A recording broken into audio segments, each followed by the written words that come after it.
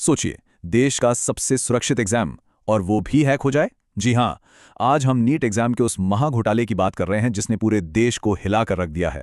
ये कोई आम धोखाधड़ी नहीं थी, बल्कि एक बेहद सॉलिड प्लानिंग के साथ की गई डकैती थी। तो आइए, आज के इस विश्लेषण में हम गहराई से समझते हैं कि आखिर इस पूरे सिस्टम को भेदा कैसे गया। कहानी फ्लैशबैक में जाती है 2 मई 2026 की रात। एक इकलौता व्हाट्सएप मैसेज और इस पूरे सीक्रेट ऑपरेशन की पोल खुल गई। हुआ यूं कि केरल का एक मेडिकल स्टूडेंट अपने पिता को एक मैसेज भेजता है। उनके पिता राजस्थान के सीकर में एक पीजी हॉस्टल चलाते थे। मैसेज में एक फाइल अटैच थी और लिखा था, कल के नीट पेपर में यही 300 सवाल आने वाले हैं, इन्हें हॉस्टल की लड़कियों तक पहुंचा दो। उस रात तो शायद किसी ने ज्यादा ध्यान नहीं दिया, लेकिन अगली सुबह तक वो पेपर हॉस्टल में वायरल हो चुका था। और बस यहीं से वो सुराग मिला जिसने पूरे खेल का पर्दाफाश कर दिया। अब आप सोच रहे होंगे कि क्या वो सवाल सच में असली थे? अगले दिन जब एग्जाम खत्म हुआ तो जो सच सामने आया वो सच में रोंगटे खड़े कर देने वाला था। उस पिता ने एक कोचिंग टीचर से उन सवालों को मैच करवाया और अंदाजा लगाइए, 180 में से पूरे 135 सवाल बिल्कुल हूबहू मैच कर रहे थे। बायोलॉजी के पूरे 90 और केमिस्ट्री के 45 सवाल, वो भी एक अनब्रोकन सीक्वेंस में। मतलब एक फुल स्टॉप या कॉमा तक अलग नहीं था। कोई चांस ही नहीं कि ये तुक्का हो। ये एकदम पक्का सबूत था कि देश का सबसे बड़ा मेडिकल एग्जाम बुरी तरह से कॉम्प्रोमाइज हो चुका है। लेकिन जरा एक मिनट रुकिए और इस बात की गंभीरता को समझिए। ये मामला सिर्फ एक हॉस्टल या एक शहर तक सीमित नहीं था। हम यहाँ 22 लाख स्टूडेंट्स की बात कर रहे हैं।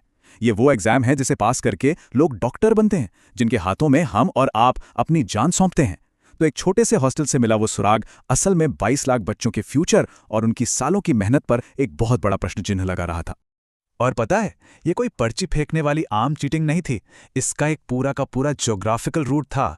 नासिक की एक प्रिंटिंग प्रेस से पेपर चोरी होता है, फिर गुड़गांव में उसे एक गेस्ट पेपर का रूप दिया जाता है और आखिर में राजस्थान से उसका मास डिस्ट्रीब्यूशन होता है।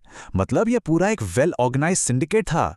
चलिए इसके हर एक स्टेप को थोड़ा बारीकी से डिकोड करते हैं। तो स्टेप नंबर 1 शुरू होता है महाराष्ट्र के नासिक से। नीट के पेपर्स एकदम हाई सिक्योरिटी वाली ऑथराइज प्रिंटिंग प्रेस में छपते हैं।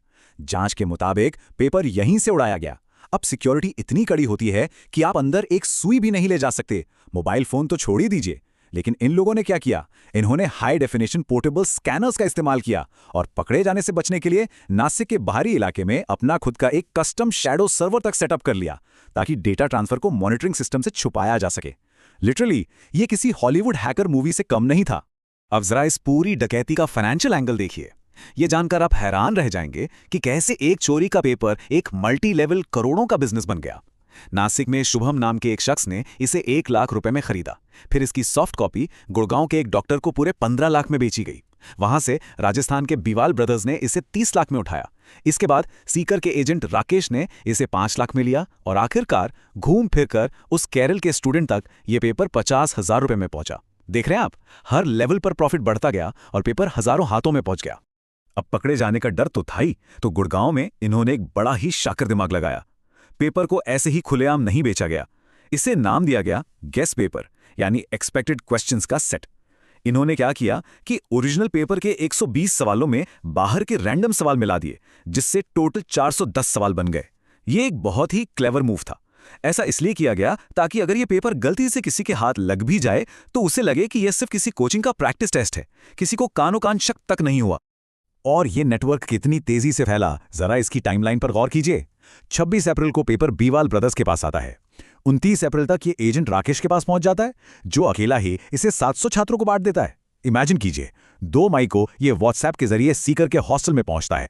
ये सब कुछ मेन एग्जाम से हफ्तों पहले चल रहा था। और फाइनली इस बारी गड़बड़ी के बाद 12 मई को नेशनल टेस्टिंग एजेंसी यानी एनटीए को परीक्षा रद्द करनी ही पड़ती है।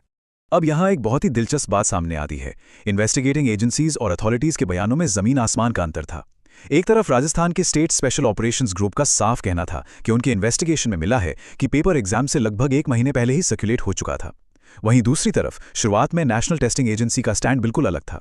उनका कहना था कि कोई पेपर लीक नहीं हुआ, बस एक पीडीएफ सर्कुलेट हो रही है जिसके कुछ सवाल असली पेपर से मिलते जुलते हैं। 180 में से 135 सवालों के डिक्टो मैच होने के बावजूद शुरुआत में इस कड़वे सच को मानने में अथॉरिटीज की तरफ से काफी हिचकिचाहट दिखाई दी। और इस पूरे मामले में सबसे फ्रस्ट्रेटिंग हिस्सा पता है क्या था? वो था लोकल लेवल पर प्रशासन का रवैया। जब उस केरल वाले स्टूडेंट के पिता ने सबसे पहले सीकर के पुलिस स्टेशन जाकर शिकायत दर्ज करानी चाहिए, तो बताया पुलिस ने क्या कहा? उन्होंने उन्हें ये कहकर भगा दिया कि अरे अफवाह मत फैलाओ।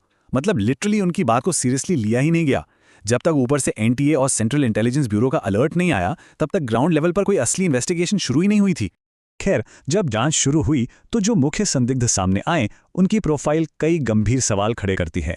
रिपोर्ट्स के मुताबिक 30 लाख में पेपर खरीदने वाले बीवाल ब्रदर्स में से एक दिनेश बीवाल को एक पॉलिटिकल यूथ विंग का मेंबर बताया गया। सोशल मीडिया पर उनकी तस्वीरें राज्य के शिक्षा अधिकारियों और नेताओं के साथ मौजूद हैं। जांच में तो ये भी सामने आया है कि इन्हें कथित तौर पर 1 महीने पहले से ही लीक की जानकारी थी। और सबसे चौंकाने वाली बात, इसी परिवार के 4 लोगों ने ठीक पिछले साल ही नीट का एग्जाम भी क्लियर किया था। हम यहाँ सिर्फ वेरीफाइड तथ्यों की बात कर रहे हैं, लेकिन ये सब साफ तौर पर सिस्टम की बहुत बड़ी कमियों की तरफ इशारा करते हैं। और फिर शुरू होता है असली ब्लेम गेम। इन्वेस्टिगेशन में तेजी आने की बजाय डिपार्टमेंट्स आपस में ही उलझ गए। राजस्थान के इन्वेस्टिगेटर्स दावा करते हैं कि इस पूरे लीक का मेन सेंटर महाराष्ट्र का नासिक है, लेकिन तुरंत ही नासिक पुलिस के अधिकारियों का बयान आ जाता है कि भाई हमारे यहाँ तो पेपर प्रिंट ही नहीं हुए थे।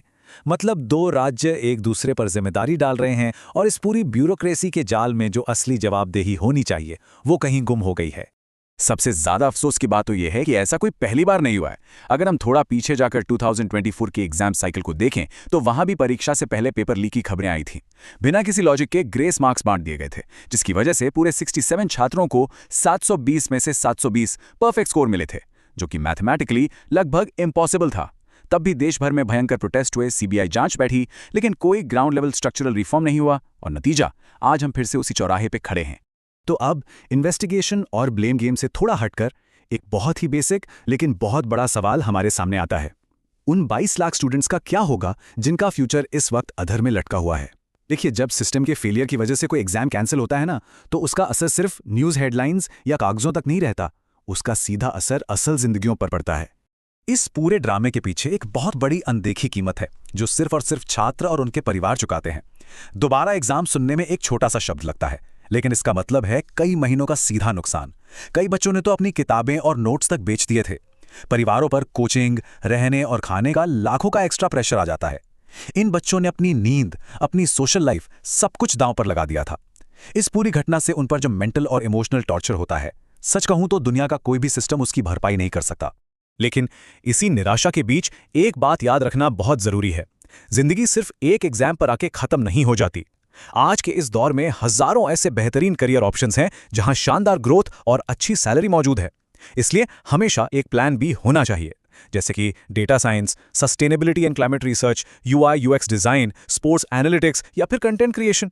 ये कुछ ऐसे फील्ड्स हैं जहां जाने के लिए आपको किसी एक लीक हुए मेडिकल एंट्रेंस को क्रैक करने की कोई मजबूरी नहीं है।